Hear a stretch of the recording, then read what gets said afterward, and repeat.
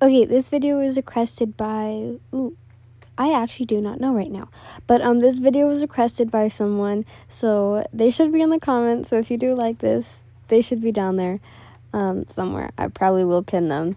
But anyways, I hope you guys enjoyed this. And this is not, I repeat, this is not a romantic story. Got that? I'm watching you. Anyways, let's get on. Ari remembers the day where she found her new best friend, the fully grown cat. Well, he wasn't always like that. Once a tiny little kitten she came to hold and love so dearly. She could hold it with one hand, and now he was so big that it took probably her entire weight to hold him. Ari, how was your day at school? You spoke, a light smile on your face as the two of you were walking home. It was okay. Everyone was talking about their pets. She seemed sad. The smile on your face fell when you realized this. Well, Mr. Aizawa has cats. They're yours too. You pointed out, but it didn't seem like she liked the answer. I want one of my own. She huffed her cheeks out.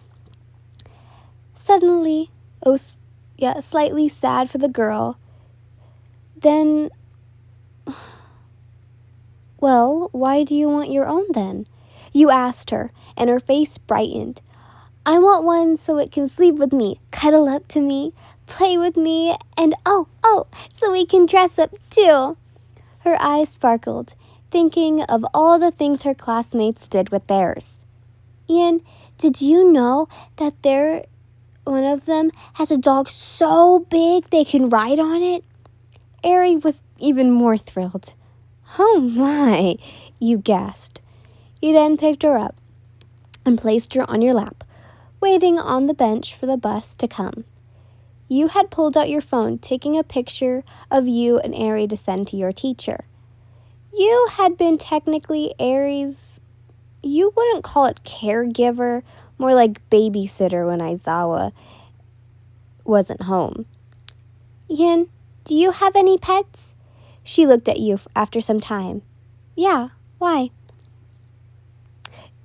Then you realized. You pulled out your phone and showed a picture of your furry/feathery/scaly partner in crime. I dress them up all the time, but they hate it more than when I give them a bath. She giggled, kicking her feet like a schoolgirl. Ari looked behind the glass border of the bus stop. She focused on the dark alleyway. Ari, are you okay? You looked to where she was looking, wondering what had caught her attention. She then quickly jumped off your lap and ran straight towards the alleyway.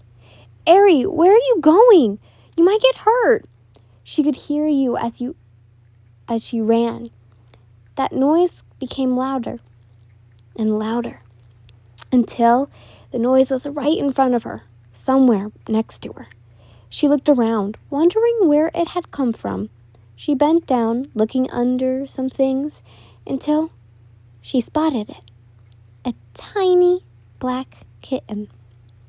It looked so scared.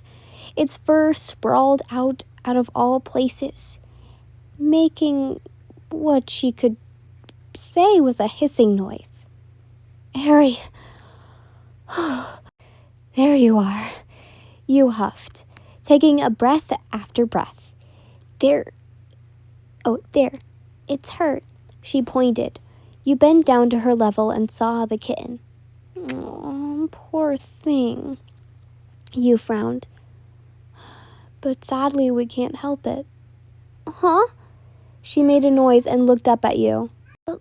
But why? She asked, worried for the poor little thing. We don't know where its mama is. She might get worried for her baby, and if we touch it, it'll have her scent on it, and she won't want to take care of it. Ari looked back to the cat. But she stopped herself, tears welling in her eyes. Why don't we wait then? Just for some time. You then pulled out your phone. Besides, we got to the bus stop 5 minutes after it left. And so here you were. To this point, the kitten had come up to Ari to let it pet it. You made sure to record the whole thing just in case Aizawa got home early. Ari really seemed to love the little thing. All right, Ari, you can have it. Ari looked up confused. The kitten had been in her lap for some time now. Uh-huh, why? She asked. It wasn't of sadness, but more of excitement. But she still had to contain it. I don't know if you can tell, but look at this. You pointed to it. It's hungry. It looks like it hasn't been fed in 5 hours. It must be starving at this point. You stood up and unzipped your backpack. Now coming back to the floor and wrapping the kitten in your jacket and placing it in the backpack. It was quick to get comfy, then falling asleep, purring and kneading at the fabric. You then placed the backpack in front of you, Ari and you quickly standing up and holding your hand to get back to the bus stop in time. So, how long has she waited? Aizawa asked as he took a sip of coffee after he got home one day. A couple of hours now. I'm surprised she hasn't gotten bored. You spoke as you worked on your homework.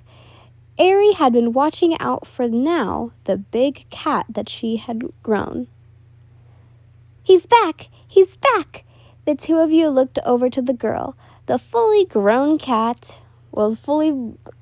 black cat barely fit in her arms. She was somewhat dragging him, but he didn't seem to mind. Maybe it was because his favorite human was holding him.